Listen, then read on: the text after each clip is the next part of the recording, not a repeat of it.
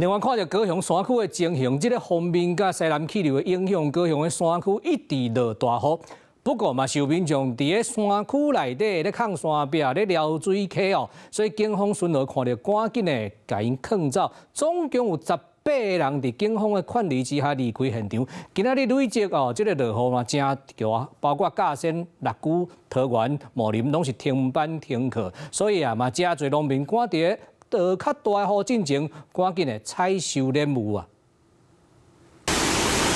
民众全副武装去山区攀岩撩溪巡逻原因，要紧要撤离，因为西南气流影响山区真无稳定，迄若雨落较大咧，有可能会崩山，也是溪水涨大水有危险。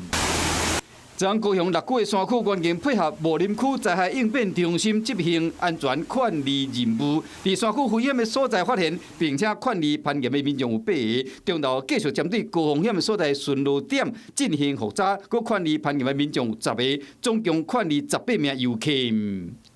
在该处合计劝离18人，全数游客宣语配合安全撤离。梅山林目前下很大，那我现在的位置是在你办公处。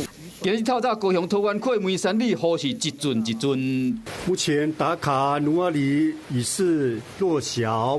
那么现在雨嘛是差不多。六股雨嘛无大，老龙溪水位无悬，有农友趁雨未来，赶紧抢收莲雾。落大雨，就今仔来赶采收。落雨嘛会啦，就出大金来，这农民辛苦。